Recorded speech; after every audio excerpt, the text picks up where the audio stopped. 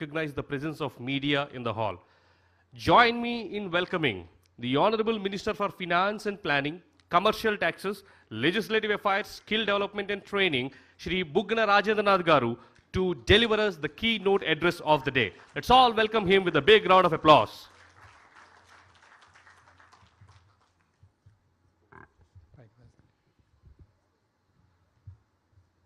Shri Robin Banerjee, Vice Chairman, CAI Maharashtra State Council, my colleague ministers, Shri Adimulap Suresh, Dr. Adimulap Suresh, Minister for Municipal Administration, Shri Gudwad Amarnath, Minister for Industries and IT,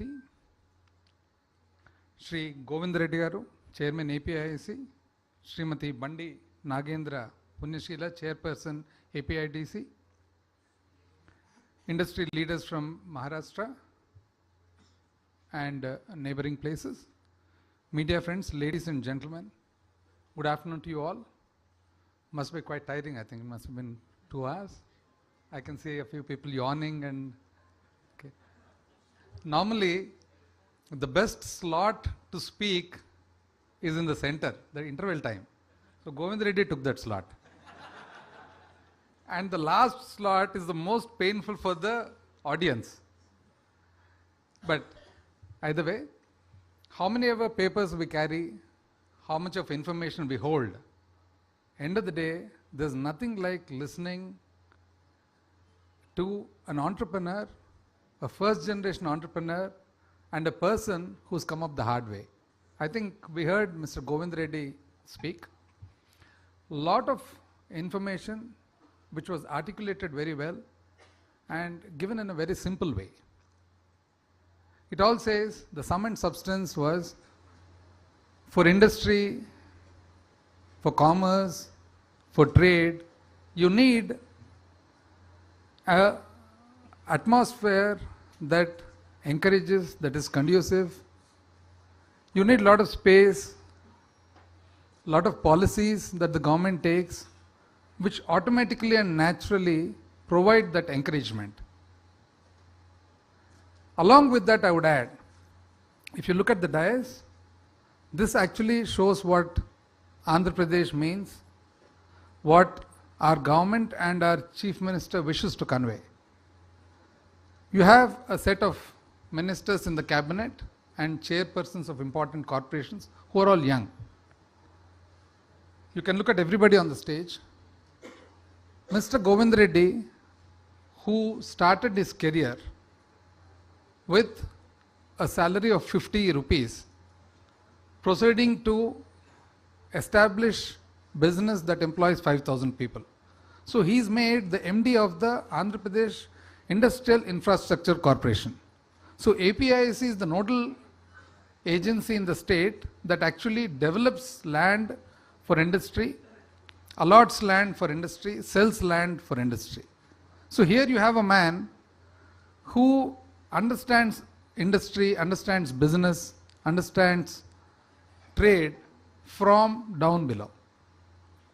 You have a woman, normally Industrial Development Corporation, it's very rare to have a woman as a chairperson. The reason we have a woman is to not only just promote, not only just involve, but promote and also make women an integral part of business and manufacturing and associated activities. So you have the director industries, you have the secretary textiles, all of them are in the age group where everybody has the patience, they have the zeal in them, and they also have the capacity to address the concerns of business. With regard to Maharashtra, the most developed state in the country today industrially, the financial capital Mumbai, I actually had an opportunity to travel quite a lot in Maharashtra. About 2 decades ago, in pursuit of establishing and furthering my own business.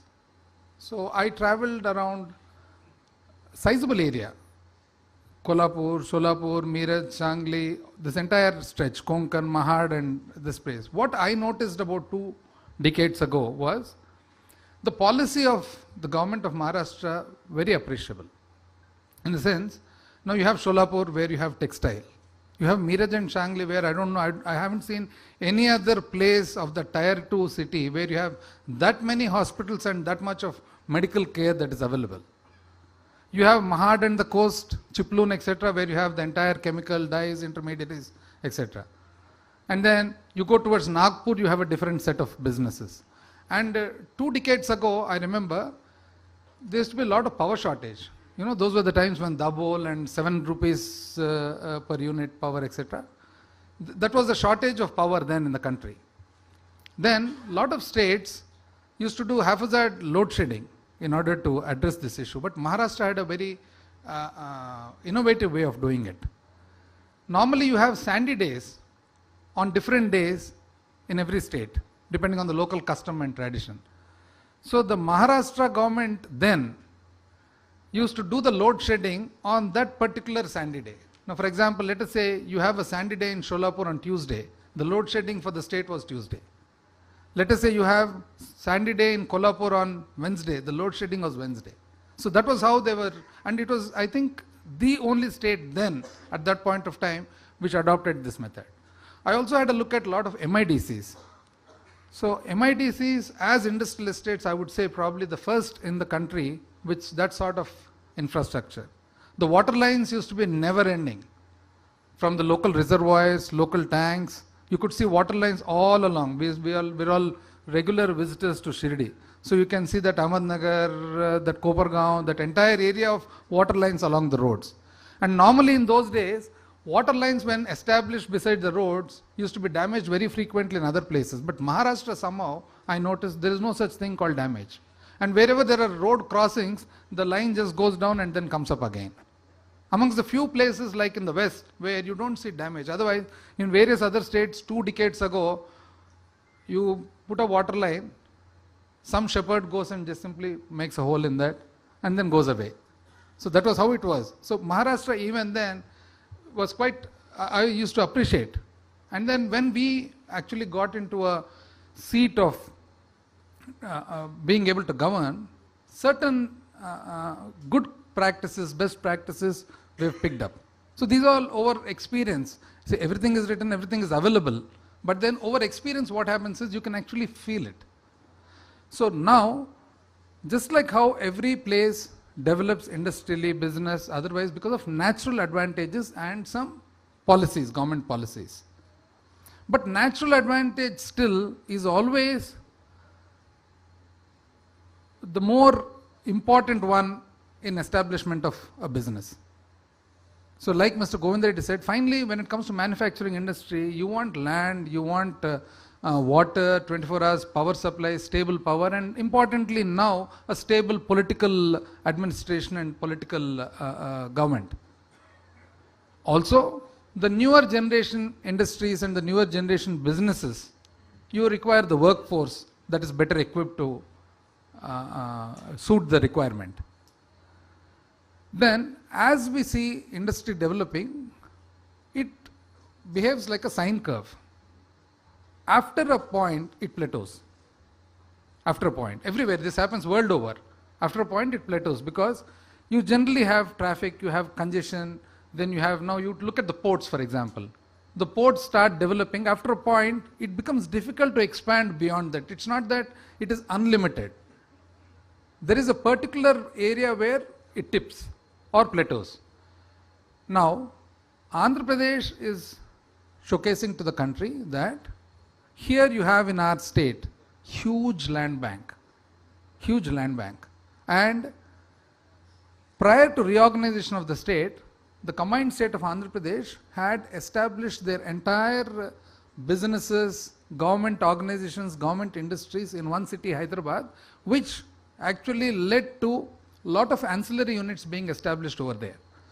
So post reorganization of the state, the present state of Andhra Pradesh is now endowed with a huge long coastline, number of ports.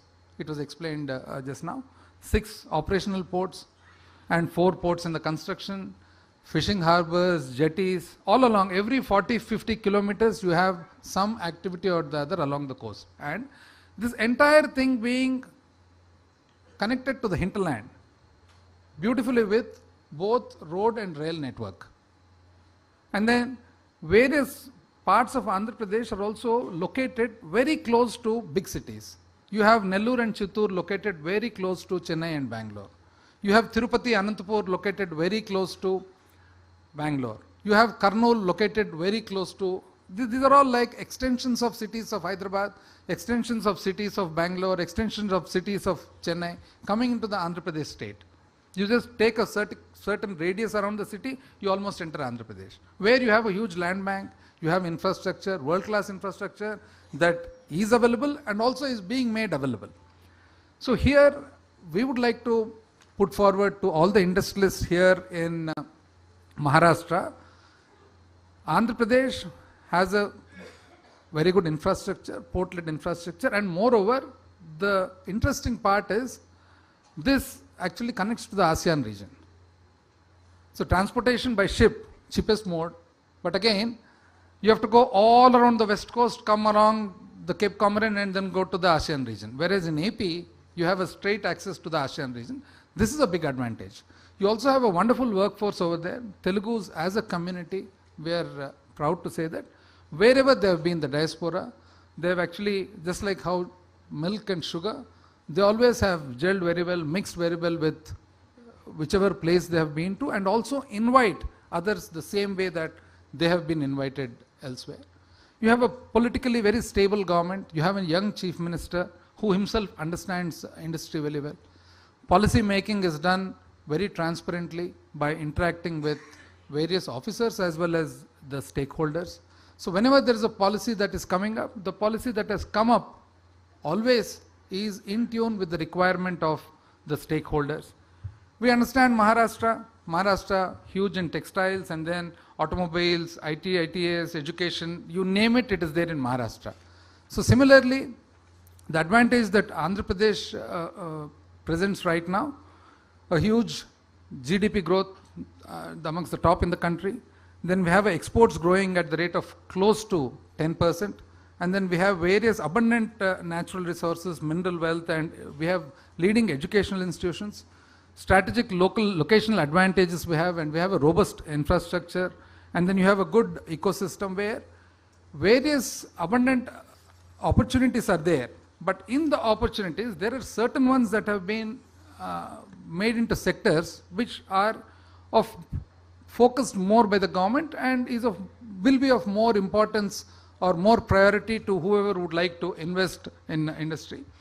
You have various sectors, agriculture and food processing, where you know that Andhra Pradesh ranks 1, 2, 3 in most of them. Anything to do with marine product, eggs, milk, meat, then you have rice, rice, then papaya, mango, horticulture, everything, it's always ranked in that 1, 2, 3.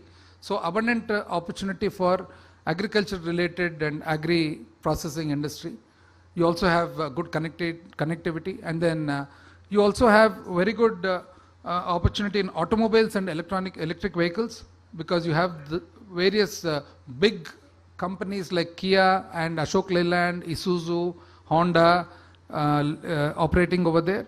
And then you have textiles and apparels, as our secretary explained. PCPIR, the pharmaceutical petrochemical region, the only one of its kind in the country. And then you have logistics, of course, I explained now. Healthcare and medical equipment. You have the first medtech zone in the country, in Vizag. And you have in fact, the first corporate health related industry, Apollo, actually originates from there. And then you have most of the big ones, the big players in drug manufacturing also are already based out of Andhra Pradesh. And the advantages that are there, I think, already have been showcased in the clip that we've had. This results in various people already having established their base. So this would give an idea as to how well the industrial system and the ecosystem is already placed. We have in agri and food processing, we have the Kellogg's, we have PepsiCo, we have Mondelez, and then In the automobile and electric vehicles, we have Kia, Isuzu, Hero, Fricol, Bharat Forge, Brakes India, Apollo, Ashok Leyland. In electronics and IT is one of the place, IT for Vizag, and then the electronic manufacturing clusters, we have 4. I think the only place which has 4 and very conveniently located. We have Foxconn, TCL, Wingtech, Dixon, Havells, Daikin, Foxlink, Carbon, and Andhra Pradesh now manufactures, I think, about 1 cell phone per second. That is the capacity that is there right now, and much more to be done. Healthcare and medical equipment, we have all the big hospitals, and as I said, Apollo Group. And then the industrial and logistics infrastructure, very well established. And then importantly, the pharmaceuticals and life sciences, we have all the big ones. Mylan Pharmaceuticals, Biocon, Lupin, Hetero, Laurus, Divi's, Aurobindo, GSK, Dr. Reddy's. These are all the big, you can say, not national, multinationals. And then renewable energy is one of the places. We have a huge capacity of 9 gigawatts already there, and then scope for much more, 38 in solar and 44 in wind. We also have set aside about 80,000 acres of land to enable the renewable sector to establish itself. And then textiles and apparels, 10 existing integrated textile parks and 1 proposed mega textile park. We have Brandix, Torre, Vardhman, and then so on. All these big companies that have established themselves have also resulted in the figures for last year, which is furnished by DPIIT, which says there was an investment of about 45,000 crores up to November 2022, which makes it the highest in the country. So you can see that this is an area which is fairly virgin, and then you have a lot of opportunity. And then this also is reflected in AP being ranked consecutively for the 3rd year as first in the ease of doing business. And we also now, as a policy, not only ease of doing business, it is trying to provide the lowest cost of doing business. This is the policy of the government. And one other area of interest is the inland waterways. So AP is in the process of developing a huge network of inland waterways. We have 888 kilometers, and we have prioritized 27 locations as the terminals, and should be able to move about 10 million tons by the year 2029. This is the plan of the government. And recently, the trust bestowed by way of investments coming in. Recently, JSW Group has laid the foundation stone for establishment of a 3 million ton plant with an investment of about 8,800 crores just a week ago in our Chief Minister's native district. So this is again testimony to the confidence that the big industry has on the state, the stability and the policy. With regarding to skilling, as explained before by our secretary, we have established and also are in the process of establishing many more various skilling institutes that cater to the gap in skill set that are required for various manufacturing industries and IT related industry. So our vision is to have a balanced growth in different regions of the state, to promote a risk-free environment, to have sustainable industrial development over a longer period of time, and to also enable large-scale job creation. In this, political stability also is of paramount importance. We have a very stable government, and stable government always gives place to stable policy. And then we have Vizag city. Vizag city, one of the most beautiful cities. You have the sea on one side, you have the hills on one side, you have Araku hill stations, and the beauty of the city is that it is by nature inherently a cosmopolitan city. See, the Rashtriya Ispat Nigam, the steel plant, the Eastern Naval Command headquarters, the Hindustan shipyard, all of this put together have actually already resulted in a population that is very diverse and from all parts of the country. There are few places in the country where you don't feel like you're a newcomer. Mumbai is one, Delhi is one, Bangalore is one. Similarly, Vizag will be one city where you won't feel that you're a newcomer because there's no natural inhabitant. Everybody has migrated at some point of time. A beautiful city. So I invite you all on behalf of our government and Chief Minister Shri Y.S. Jagannath Reddy, and will be pleased to host you and will be pleased to engage with you, to discuss with you, and to make known all the opportunities that are there in